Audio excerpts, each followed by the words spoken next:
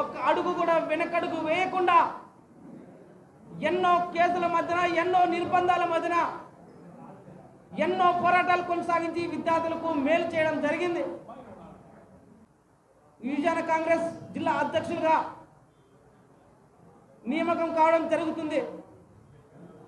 ఈ నియామకానికి సహకరించినటువంటి పెద్దలందరికీ కూడా పేరు పేరున పదాభివందనాలు తెలియజేసుకుంటా ఉన్నా.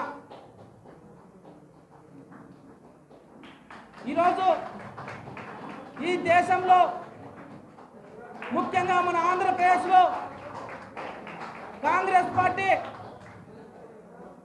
చేసినటువంటి సేవలను మనమందరం కూడా స్మరించుకోవాలి. ఎందుకంటే ఆంధ్రప్రదేశ్ రాష్ట్రం విభజన కాకముందు ఒక సుదీర్ఘ కాలం కాంగ్రెస్ పార్టీ ఈ రాష్ట్రంలో పరిపాలన చేసి శాస్త్ర సాంకేతిక రంగం నుంచి సైన్స్ టెక్నాలజీ అభివృద్ధి చెందించిన రంగం నుంచి ఎడ్యుకేషన్ వ్యవస్థ,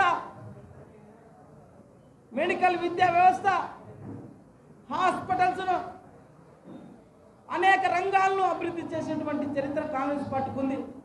అటువంటి కాంగ్రెస్ పార్టీ మన ఆంధ్రప్రదేశ్ రాష్ట్రాన్ని విభజించిందని చెప్పి ప్రతి ఒక్కరూ బాధపడతా ఉన్నారని కొంతమంది చర్చించుకుంటే మొన్న విన్నా.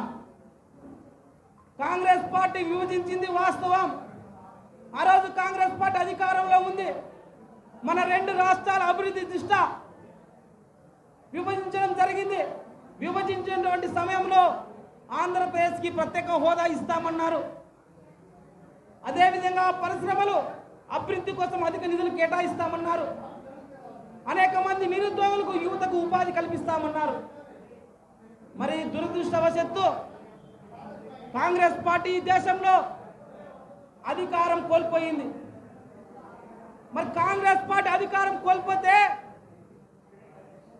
అధికారంలోకి వచ్చినటువంటి బీజేపీ ప్రభుత్వం విభజన పార్లమెంటు సాక్షిగా విభజన చేసి హామీలు అమలు చేస్తామని చెప్పి ఆ రోజు బీజేపీ ప్రభుత్వం కూడా వత్తాసు పలికింది. అధికారంలోకి వచ్చినటువంటి బీజేపీ ప్రభుత్వానికి విభజన హామీలను అమలు చేసేటువంటి బాధ్యత ఉందా లేదా అని నేను ఈరోజు బీజేపీ ప్రభుత్వాన్ని అడుగుతా ఉన్నా.